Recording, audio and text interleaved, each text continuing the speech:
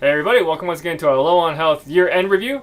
This one's going to be 2015 movies. And yes, I know I don't do these videos that often, and they're mainly just for the end-of-year stuff. But it was a busy year last year, which will be another video. This particular video is going to go over the movies that we watched in 2015. And as always, this isn't necessarily movies that were released all in 2015. They're just movies we happened to watch last year. In 2015. Last year. So real quick, as I did a couple of these posts on Facebook of just the top of portion of my breakdown, right here you can see the master list of basically every time we finish watching a movie, I usually docket it and just our quick things that we think about it, and at the end of the year we go back and tighten them up. So right here, basically our top 3 movies of the year in order are going to be Mad Max Fury Road, so good. which was just, I say this a lot, I've noticed. It's refreshing. It's refreshing. We weren't expecting it to be that type of Mad Max film. It is fast-paced. The first and second act don't really stop at all. It's just really good. And it's just action-packed. It's just a solid movie and recommended to everybody. I like when they drive into the sandstorm. Yeah, that's very just like a cinematic, just a great... Fantastic. Great bit. But I know some people like other movies more than others, and this is just our personal take on our couple top movies.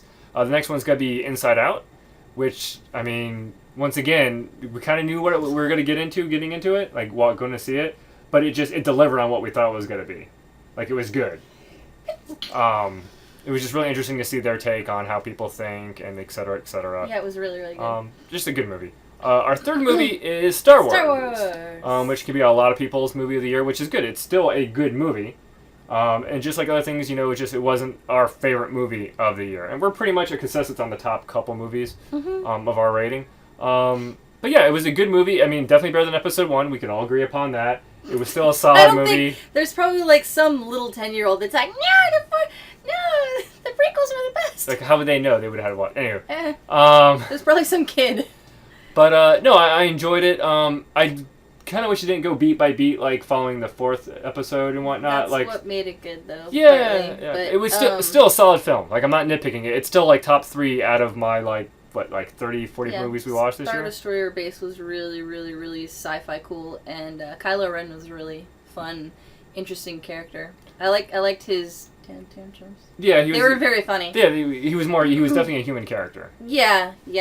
It was just very entertaining. I loved the new characters. Loved them. Finn is fantastic. So is Poe. Poe and the girl. I'm blanking on her name. Rey. Yeah.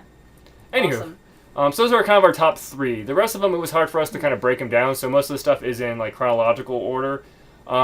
We arranged them a little bit. The Grand Budapest Hotel, which of course was so charming, yeah. There's always these art piece type of films that come out, and usually you're not a huge fan of them. No, and I'll usually watch them, but you actually seemed intrigued, and so we watched it, and you liked it. Yeah, it was very good. It was very I don't know, not heartwarming, but very. It was cute. It was cute. It was charming, to use one of your favorite words. Yes. Kingsman, which was really surprising. We expected just kind of a be-off, contemporary, just kind of a kidsy type of, or more of a teen-ish type of spy movie. Yeah, but it got real. Out of UK. It got pretty real. It got pretty quick. Yeah, real kind of dark and just bloody and just over the top, and that was just really, really fun to see. Yeah, it was. Yeah. What's really out of all the movies that's probably the one you probably haven't heard of, or you probably maybe heard of that you definitely should probably watch. I would definitely recommend it. Yeah. And what was the name of the bad guy, the actor that played him? Samuel L. Jackson? I loved his role. Yeah, really good character. I loved his role. He was a really entertaining bad guy. Next is going to be The Men from U.N.C.L.E., which was a nice kind of just period piece, which I really, really liked. It actually was. It was decent. Then we have, just basically this is a rundown now, almost just by the ones we saw within the year. Horns, which it's Radcliffe, right? Yeah, Radcliffe. A very interesting movie. It was. Just if you're thinking about it or you heard about it, it's worth watching, of course. Dracula Have Told, no. Expelled from Paradise was an anime movie. You skipped Echo. Of course, yes, Echo. Once again, we might skip over. We're not going to go through every single one. We might just highlight them if people want to see it. I'm just making sure you're not skipping it. If we were to do every single one, it would take longer than it probably already is. But you can always see, that's what this movie is. We'll just throw out just quick snippets here. Equalizer, I thought was pretty good. Avengers, we both were It was okay. I didn't like the treatment of Black Widow. Let's see what else we got here. It was an okay movie. It wasn't bad. Sun was shit. Jupiter Ascending was really good, and I will fight you. Yeah, so it was pretty. Yeah, I will fight you. Then you of course have Seventh Son, which was just pretty much extreme, man. It was awful. Birdman, which was just very depressing. I didn't watch it. Yes, she hasn't seen all these movies. Like we of course don't watch all the same movies. And then the next one's going to be Wolf Children Yuki, which is basically Yuki Inami. Whatever. It says an anime movie that you had seen before, and you're like, you have to see this. It's good. It's super I watched touching. it. It is very just like, of course, as you can see, there's sad and melancholy. It was very, very good. Next two, which we kind of put together because they kind of came out around the same time, if I recall, is Chappie, which of course is done by the guy who did, of course, District 9, which was great, and then Elysium. Chappie is not great. Then Elysium, which was kind of just ham-fisted rhetoric, and then basically Chappie, which was just really horrible. Like there was no likable characters whatsoever. No, and there were literally no redeeming. They had no redeeming qualities. So yeah, it's not really good at all. Ex Machina, I was really hoping for you're expecting a twist. Something's gonna happen. It was good. I found it entertaining. I liked it. We just both wanted it to be more. Yeah.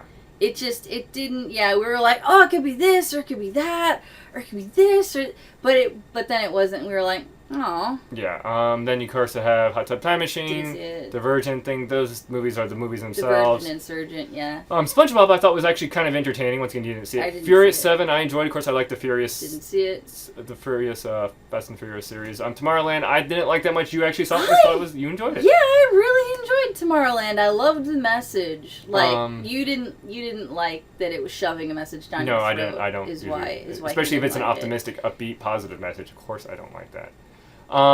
You have Pixels, which was of course bad. I didn't watch it. You're like, I'm gonna watch it. I'm like, have fun with this Korean anime movie I watched a long time ago, and apparently they dubbed it into the American version of it, or just it was brought over, and they redubbed it to just completely different garbage, but it was even more funnier that way. Yeah, they threw in dubstep instead of the normal rock music. Yeah, the American version of it's very interesting.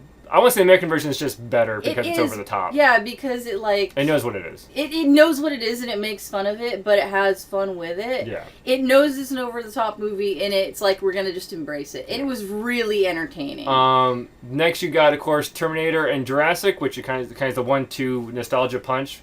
I didn't really like either of them that much. I liked them. They weren't like fantastic. Jurassic I found to be like it's just horrible people. Every single buddy in that movie is horrible. Not everyone. The majority of the people, they all had no redeeming redeeming qualities. Yeah, everybody was jerks. Yeah. The babysitter, the aunt, everybody was a jerk. But the babysitter was just bad at her job. She wasn't a jerk. And then Battle Royale, which is something I heard about and I should have watched it a lot sooner because a lot of things are derivative of it. Battle Royale is so good. But yeah, it's over the top, Japanese kids killing it. It's just really good and graphic and just solid. Back to the Future 2 I watched because it was 2015. You're like... It was really interesting to see a movie trilogy done that way. Like, closest thing we have to that is the Pirates of the Caribbean trilogy, where the movies totally back into each other and were produced almost exact same time. Like I said, there's a trailer at the end of 2, 4, 3 in the movie, which is just really interesting. You would never see that. You would get cliffhangers now, and you're like, check this out. Next time on Hunger Games or next time on Insurgent, you don't get that. No, but Back to the Future had a movie trailer at the end of the movie. That was the end of the movie. Yeah, that is very interesting. That was a very interesting way to do things. For that time. American Ultra was a decent action film, but everything was given away by the trailers. Once again, we're summarizing what we wrote. That's our show notes. Ant-Man was okay. It was meh. It didn't feel like a fantastic, fun superhero movie like we expected it to. It just felt like a fun just like Avengers. It was like, yeah, movie. it was a movie. It was a movie. I don't know. Avengers was better than that. They were the last, yes. There's a whole bit. We're not even going to go over it. We got Maze Runner, which is actually okay. It was alright. Mission Impossible was okay. Pan was meh. Pan was pretty, but that's about it. And then Mockingjay, which, honestly, out of all the Hunger Games series, as I mentioned, the second one was my favorite. Like, it was just... essentially, after like maybe the second or third of these types of movies that they're drawing them out, it's like I've got the gist. The thing is, they need to stop splitting the last book into 2 movies. And drawing it out. That's what they need. That's what messes with the pacing. Yeah. That's the main thing. Yeah, Mockingjay. You didn't like the pacing. As far as faithful to the book, it was. The problem was it was just the second half of the last book. And then there's these 4 movies here that Rose can recall that she watched and I didn't because some of these movies aren't in my wheelhouse at all. Yeah, you don't like horror movies. I'm not big on the horror movies. Disaster movies. So Crimson Peak was a very, very good Del Toro movie. It was creepy. It was fun. It wasn't what you went in expecting. San Andreas, literally just a disaster porn movie. And these types of movies... And it was really good, because I love disaster porn. These types of movies I would used to waste my time watching and just skip through. Like where's my daddy? Or I need to get my kids. And you're like, just show me the buildings collapsing. Like Godzilla. I'm trying to think of the movies we've done that for. Any Transformers Transformers we did that for. Banshee Chapter is an old movie. I don't know if it's an indie movie or whatnot. Cam from Loading Ready Run mentioned it, and I'm like, I want to watch some horror movies, so I looked it up. It is terrifying. Really creepy. Involves numbers stations type stuff. And then VHS 2 is a horror movie that is a bunch of short stories in them. It's the second one, obviously. Once again, terrifying. Wasn't as good as the first one. It's the type of movie that I can't watch alone because it's just so creepy. And I was sad because in one they killed the dog, and I'm like, the dog's gonna be okay at least, right? Nope, dog dies. So that's really our movies for 2015. Yep. I won't bother you with what we're looking for 2016 because there's a long list. It's a lot. There's a lot of good movies. There's a lot of horror movies coming out this year. Yeah, it's a lot easier to be surprised nowadays when movies come out. Like just that's out now or that's coming out. That's out. Let's watch that. As opposed to looking forward to movies because then it could just be disappointing.